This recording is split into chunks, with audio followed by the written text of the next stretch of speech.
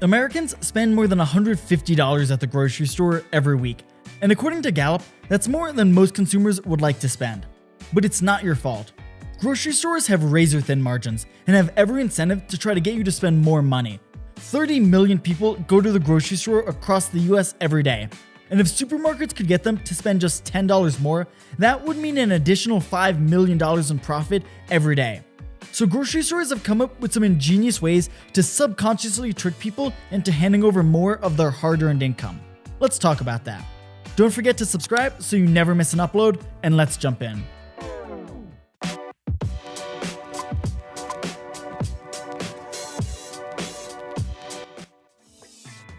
In a grocery store, placement is king.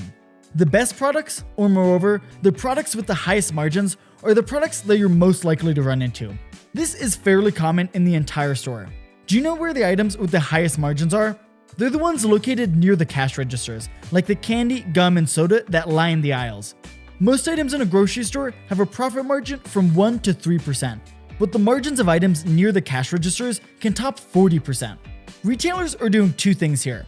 The first, by putting these high margin items in the one part of the store that every customer is guaranteed to walk past, they're increasing the chance they make a sale. And the second, more subtly, is that retailers are preying on your decision fatigue. After your brain is tired from making all those difficult food choices earlier, you're more likely to pick up that Kit Kat mentally exhausted, succumbing to an impulsive purchase at the register. To make matters worse, a few stores have started adding lighting to their racks, making those wrappers even more shiny and appealing to sugar-craving customers. Another sneaky trick? When was the last time you went down on your knees to get an item from the bottom shelf of an aisle? And when was the last time you went all the way up on your tippy toes to get something off the top shelf? Most of the time, your eyes are at eye level. After all, the saying is eye level is buy level. Grocery stores put the most expensive items with their highest margins at eye level, with cheaper options and the store's own brands being placed just higher or just lower. Next time you're in the supermarket, keep note of how many times you need to bend down or stretch to reach something you need. You might just be surprised at how suspiciously conveniently placed everything seems to be. And just like these stores are targeting adult eye level, they target kids eye level too. Next time you're in the supermarket, take a look at where the Easy Mac and the Reese's Puffs are. They're all placed at a child's eye level, trying to get kids to grab them off the shelves and annoy their parents into getting them. Besides just where they place items on shelves, supermarkets are strategic with where they place items throughout the store. They like to put essentials in the back and spread out from each other. That way, even if you only need to grab a gallon of milk, you'll have to walk through the entire store to grab it, hopefully picking up a few more items along the way. Grocery managers like to tell you that this is purely for logistical reasons.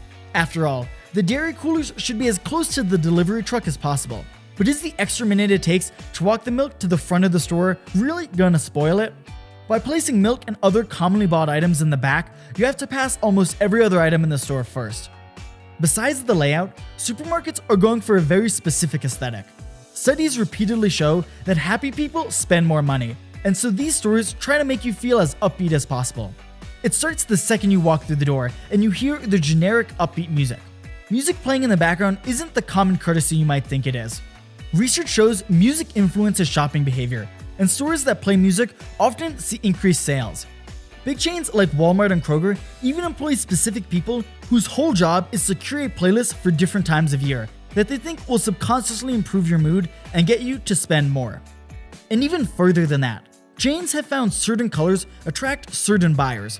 People are drawn into stores with warm hues, such as reds, oranges, and yellows on the exterior. And cool interior colors like blues and greens often encourage shoppers to spend more. That's why Walmart uses blues and yellows to encourage bigger spending. Recent studies have shown that customer return increases by 15% in stores with bluer color schemes, rather than those with orange ones. And sticking with color warfare, they often have the colorful fruits and veggies near the entrance for when you walk by. That way, these bright and lively colors can help subconsciously boost your mood. And supermarkets aren't just targeting your eyes. Grocery stores engage in olfactory warfare on your nostrils, filling the store with tasty smells, trying to get you in a hungry mood. Stores aim to bombard all 5 senses the moment you walk inside. That's why baked goods, produce, the deli, and those tasty rotisserie chickens are usually located near the front of the store. Right away, you'll smell the cookies, and of course, the first thing you'll notice is the fresh muffins are on sale. These are all poised to get you to buy more. This is the same idea with chains like Trader Joe's, Publix, and Costco's free samples.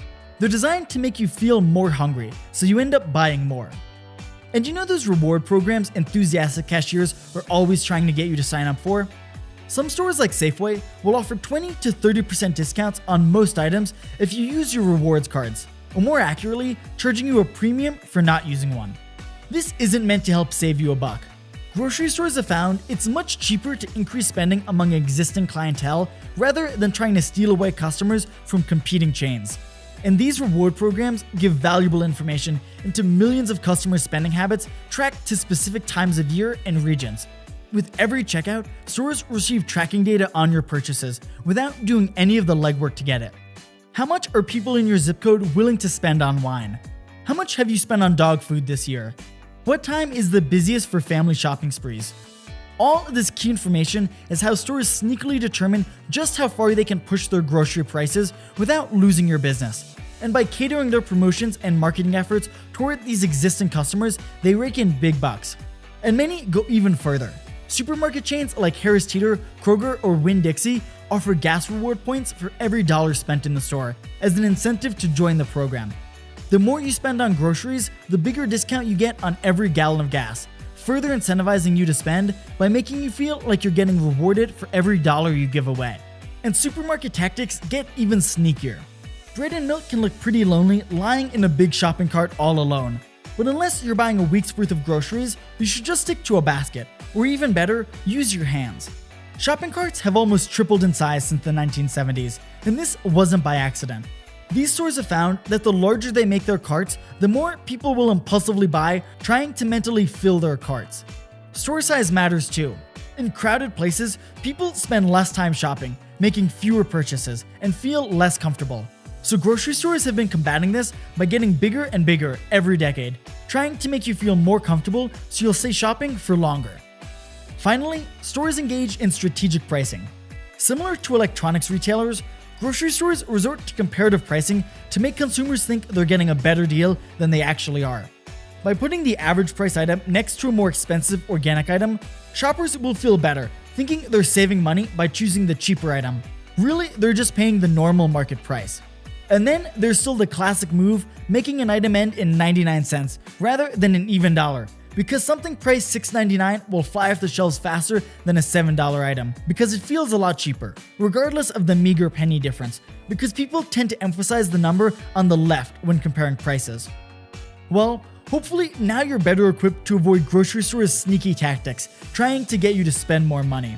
If you liked the video, be sure to subscribe so you never miss an upload. And remember, there's always more to learn.